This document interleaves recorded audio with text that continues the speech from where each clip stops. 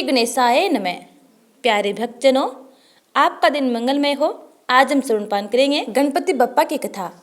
Video शुरू करने से पहले यदि अपने चैनल को सब्सक्राइब नहीं किया है तो चैनल को सब्सक्राइब कर बेल आइकन को जरूर दबा लीजिएगा ताकि आगे आने वाली वीडियो के नोटिफिकेशन आप तक टाइम पर पहुंचते रहें। आइए कथा श्रवण पान करते हैं। बहुत समय पहले की बात है। एक गाँव में एक बूढ़ी मैया अपनी बहू के साथ रहती थी। बहू थोड़ी मंद बुद्धि थी और उसे भूख बिल्कुल बर्दाश्त नहीं होती थी। ऐसे में वह रोजाना सुबह उठकर सबसे पहले खाना खाया करती थी। एक दिन बूढ़ी माई ने अपने घर में एक पूजा रखी, लेकिन उसे इस बात की चिंता थी कि उसकी बहू सुबह उठकर ही खाना खाने चली जाएगी। ऐसे में भगवान के लिए बना प्रसाद जूठा हो जाएगा। ऐसा सोचकर उसने बहू को कुछ समय के लिए घर से दूर रखने की तरकीब निकाली। उसने सुबह अपनी बहू को एक मटका दिया जिसमें नीचे से छेद था। उसने अपनी बहू से कहा कि आज पूजा है, इसलिए तू जाकर पानी का इंतजाम कर ले। हालांकि बहू भी चालाक थी। उसने यह देख लिया था कि मटके में नीचे छेद है। ऐसे में उसने घर से बना हुआ आटा चुपके से निकाल लिया और मटके में पानी भरने चली गई। कुएं के पास पहुंचकर उसने आटे से रोटियां बनाई और पास ही में चल रही आग पर अपनी रोटियां सेक ली। इसके बाद उसे नज़दीक ही गणेश भगवान का मंदिर नजर आया, जहां पर किसी ने भगवान गणेश के समक्ष घी रखा था। बहू ने उस घी को अपनी रोटी पर लगा लिया और खा गई। इस हरकत को देखकर भगवान गणेश को बहुत गुस्सा आया और उन्होंने अपने नाक पर उंगली चढ़ा ली।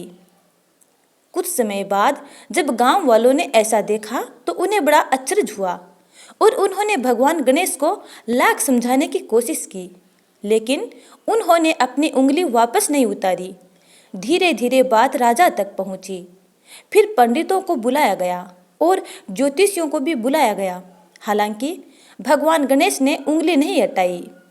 तब राजा ने ऐलान किया कि जो भी भगवान गणेश को नाक से उंगली हटाने के लिए मना लेगा उसे 5 गांव इनाम के तौर पर दिए जाएंगे। तब बूढ़ी माई की बहू ने कहा, क्या मैं कोशिश करूं? इस बात पर सभी हंसने लगे। हालांकि क्योंकि अब तक लाख जतन के बावजूद भगवान गणेश का गुस्सा कम नहीं हुआ था, तो लोगों ने सोचा कि चलो एक बार यह भी करके देख लेते हैं। इसके लिए बहू ने शर्त रखी थी कि मेरे घर से लेकर मंदिर तक एक पर्दा बांध दिया जाए। लोगों ने ऐसा ही किया। इसके बाद बहू ने अपने कपड़े में एक मोगरी छुपाई और मंदिर पहुंच गई। यहाँ जाकर उसने भगवान गणेश को चेतावनी दी कि अपनी उंगली हटा लो, नहीं तो मैं आपको मोगरी से पीटूंगी। भगवान गणेश को लगा कि ये औरत पूरी तरह पागल है, कहीं मुझे सच में मोगरी न मार दे। ऐसा सोचकर उन्होंने अपनी नाक से उंगली हटा ली, जिसे देखकर गांव वाले बेहद खुश हुए और बहू का जय जयकारा करने लगे। इसके बाद राजा के ऐलान के मुताबिक बहू को 5 गांव इनाम में दिए गए। बताया जाता है कि तब से ही बुधवार का व्रत करने वाले लोग इस कथा को सुनते हैं और दूसरों को भी सुनाते हैं और भगवान गणेश से यही वरदान मांगते हैं कि जैसे उन्होंने बहू की बात मानी वैसे ही हमारी बात मानकर हमारी सब मंगल कामनाएं मनोकामनाएं पूर्ण करें। अब सुनते हैं दूसरी कथा। प्राचीन समय की बात है। समतापुर नामक एक नगर था जिसमें मधुसूदन नाम का एक आदमी रहता था। वह बहुत ही धनवान था। उसके पास वाले गांव बलरामपुर नगर में एक सुंदर और गुणवती लड़की संगीता रहा करती थी, जिसका विवाह मधुसूदन से हो गया था। बहुत समय के बाद एक दिन मधुसूदन अपनी पत्नी को लेने के लिए बुधवार के दिन बलरामपुर गया था। मधुसूदन ने अपने सास ससुर से संगीता को विदा करने के लिए कहा, पर संगीता के माता पिता ने कहा कि बेटे, आज के दिन किसी शुभ कार्य को नहीं करना चाहिए, इसलिए हम आज के दिन संगीता को विदा नहीं कर सकते, तुम कल चले जाना। लेकिन मधुसूदन इन बातों पर विश्वास नहीं करता था। वह कहने लगा कि ऐसे शुभ अशुभ कुछ नहीं होते, आप इसे भेज दो। तब संगीता के माता पिता उसे मधुसूदन के साथ विदा कर दिया था। दोनों वहां से रवाना होकर एक बैलगाड़ी पर बैठकर जाने लगे, पर कुछ दूर जाने के बाद बैलगाड़ी का एक पहिया निकलकर दूर जा गिरा। दोनों जमीन पर गिर पड़े, पर किसी को चोट नहीं लगी। फिर तो पैदल ही अपने घर की ओर जाने लगे।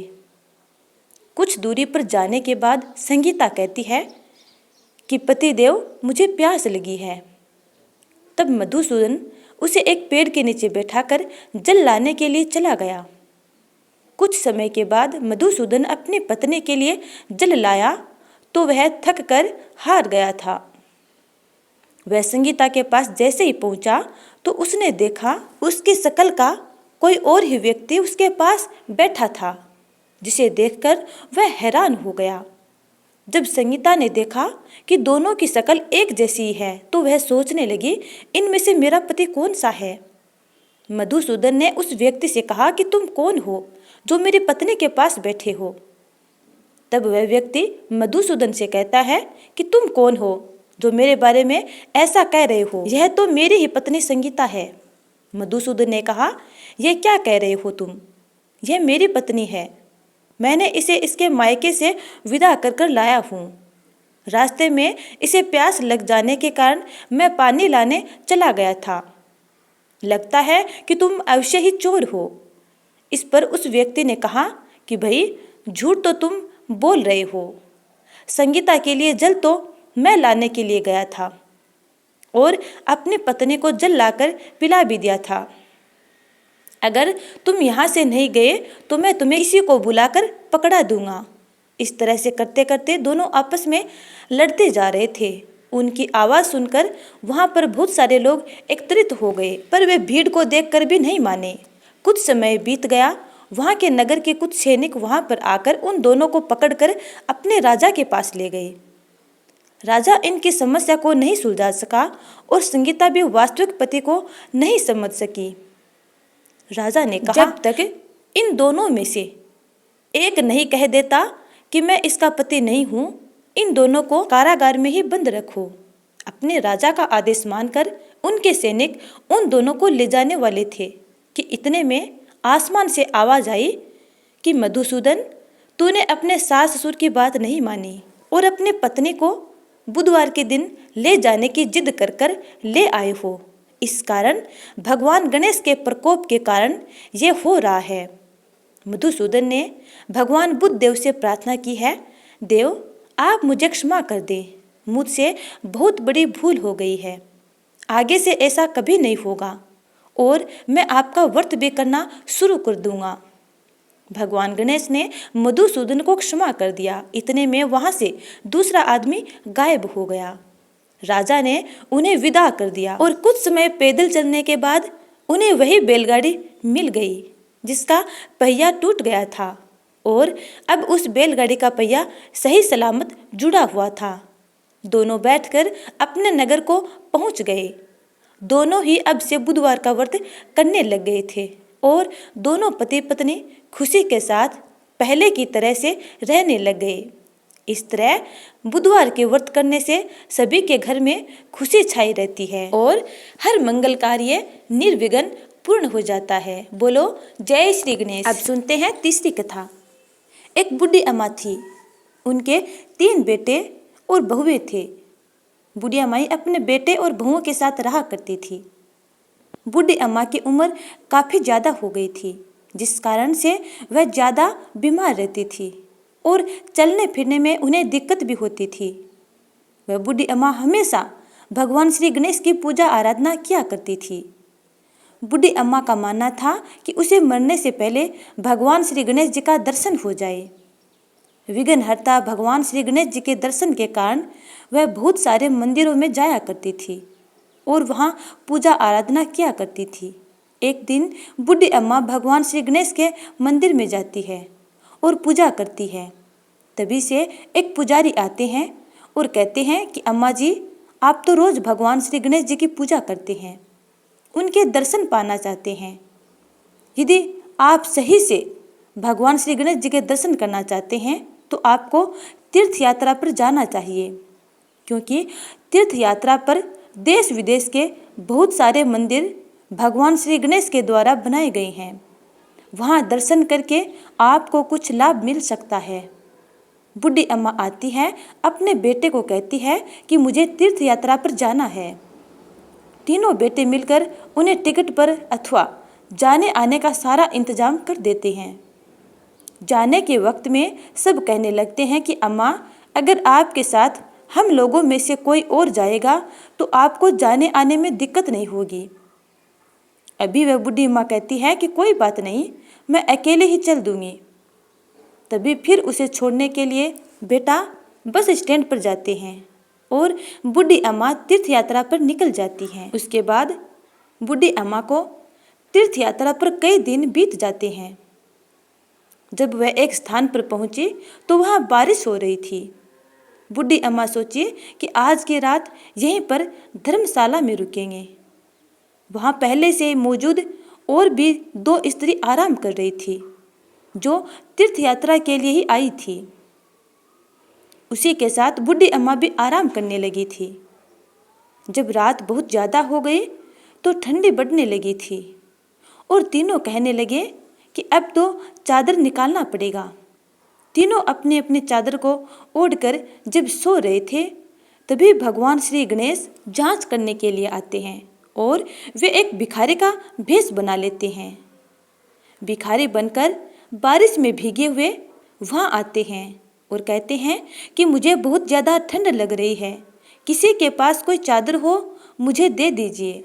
यह सुनकर दोनों स्त्री जो पहले से आई हुई थी वह और भी ज़्यादा सो जाती है ताकि उन्हें अपनी चादर न देनी पड़े। लेकिन बूढ़ी अम्मा उस भिखारी के पास जाती हैं और वह अपनी चादर दे देती हैं। कहती हैं कि मेरे पास स्वेटर है, मैं पहनकर राह गुजार लूँगी। फिर वह भिखारी उसके सामने भगवान श्री गणेश के रूप में प्रकट हो जाते हैं। भगवान श्री गणेश कहते हैं कि मैं तो तुम सभी की परीक्षा ले रहा था। तुम सभी लोग परीक्षा में सफल होंगे या नहीं, केवल तुम ही मेरी इस परीक्षा में पास हुए हो। बोलो तुम्हें क्या चाहिए। तभी वह बुढ़िया कहती है कि मुझे आपके चरणों में स्थान चाहिए, मैं आपके लिए मोक्ष पाना चाहती हूँ। उसके बाद भगवान श्री गणेश के आदेश पर भगवान ऊपर से एक विमान बुलाते हैं और दोनों साथ में स्वर्ग के लिए रवाना हो जाते हैं। और वे दोनों स्त्री उठने के बाद देखती हैं कि बुढ़िया माई की जान जा चुकी है। वह उठाने का प्रयास करती है लेकिन नहीं उठती है। उधर बुढ़िया माई के बेटों को इसके बारे में जानकारी होती है और वे वहाँ आते हैं और अपने बुढ़िया माई की सारी क्रियाएं पूर्ण करते हैं। फिर वे अपने घर चले जाते हैं, क्योंकि उन्हें पता था कि जिस चीज़ के लिए मेरी माँ हमेशा परेशान रहा करती थी, यानी भगवान श्री गणेश के दर्शन पाने की इच्छुक थी, इसलिए आज उन्हें भगवान श्री गणेश के दर्शन हो गए हैं और उन्हें भगवान श्री गणेश के चरणों में स्थान प्राप्त हुआ है। बोलो भगवान श्री गणेश की जय। अब सुनते हैं गणेश चालीसा, उसके बाद गणपति बप्पा की आरती। जय गणपति सद्गुण सदन कविवर बदन कृपाल, विघ्न हरण मंगल करण जय जय गिरिजा लाल। जय जय जय गणपति राजू, मंगल भरण करण शुभ काजू। जय गज बदन सदन सुखदाता, विश्व विनायक बुद्धि विधाता।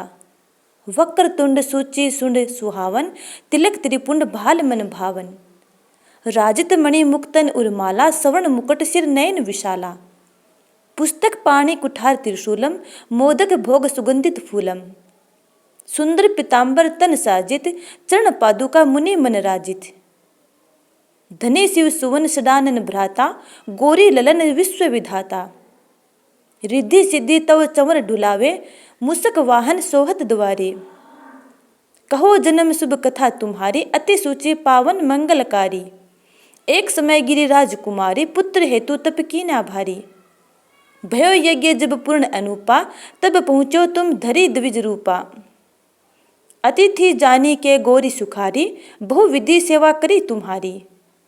अति प्रसन्न हवे तुम वर दीना, मातु पुत्र हित जो तप कीना। मिलहि पुत्र तुहि बुद्धि विशाला, बिना गर्भ धारण यही काला। गणनायक ज्ञान निधाना, पूजित प्रथम रूप भगवाना। अस कई अंतर ध्यान रूप हवे, पलना पर बालक स्वरूप हवे। बने शिशु रुदन जब ही तुम ठाना, लखे मुख सुख नहीं गोरी समाना। सकल मगन सुख मंगल गावही, नभ ते सुरण सुमन वर्षावहिम। शंभु उमा बहु दान लुटावहिम, सुर मुनि जन सुत देखन आवहिम। लखी अति आनंद मंगल साजा, देखन भी आए सनी राजा। निज अवगुण गुनि सनी मन माही, बालक देखन चाहत नाही। गिरजा कछु मन भेद बढ़ायो, उत्सव मोरन सनी तुही भायो। कहन लगे सनी मन सकुचाई, का करी हो शिशु मोहि दिखाई। नहीं विश्वास उमा कर भयऊ, सनी सो बालक देखन कहऊ। पड़तहिम सनी दृग कोण प्रकाशा, बालक सिर उड़ी गयो आकाशा। गिरजा गिरी विकल हयो धरणी, सो दुख दशा गयो नहीं वरणी।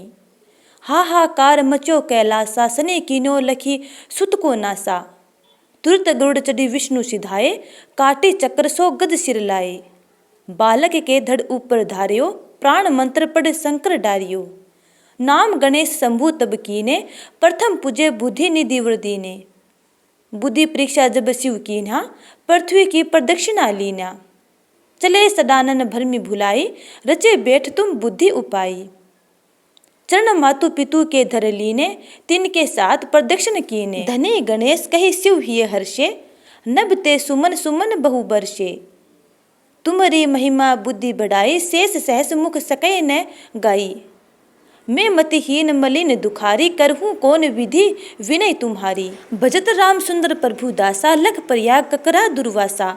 अब प्रभु दया दीन पर कीजिए, अपनी भक्ति शक्ति कुछ दीजिए। श्री गणेश ये चालीसा पाठ करे धर ध्यान, नित नव मंगल गृह बसे लहे जगत सम्मान। संवत अपना सहस्त्र दस, ऋषि पंचमी दिनेश, पूर्ण चालीसा भयो मंगल मूर्ति गणेश। जय श्री गणेश। अब सुनते हैं गणपति बप्पा की आरती। जय गणेश जय गणेश जय गणेश देवा, माता जाकी पार्वती पिता महादेवा। एक दंत दयावंत चार भुजाधारी, माथे सिंदूर सोहे मुसे की सवारी।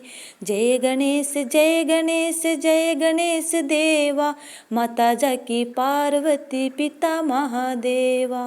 पान चढ़े फूल चढ़े और चढ़े मेवा, पान चढ़े फूल चढ़े और चढ़े मेवा। लडवन का भोग लगे संत कर सेवा। जय गणेश जय गणेश जय गणेश देवा, माता जाकी पार्वती पिता महादेवा। अंधन को आँख देत कोढ़िन को काया, अंधन को आँख देत कोढ़िन को काया। बांझन को पुत्र देत निर्धन को माया, बांझन को पुत्र देत निर्धन को माया। जय गणेश जय गणेश जय गणेश देवा, माता जाकी पार्वती पिता महादेवा। सूर श्याम शरण आए सफल कीज सेवा, सूर श्याम शरण आए सफल कीज सेवा। माता जाकी पार्वती पिता महादेवा। जय गणेश जय गणेश जय गणेश देवा, माता जाकी पार्वती पिता महादेवा। दीनन की लाज रखो शंभु सुतकारी, दीनन की लाज रखो शंभु सुतकारी। कामना को पूरा करो जाऊं बलिहारी, कामना को पूरा करो जाऊं बलिहारी। जय गणेश जय गणेश जय गणेश देवा, माता जाकी पार्वती पिता महादेवा। बोलो गणपति बप्पा की जय। जय जय उमा पार्वती।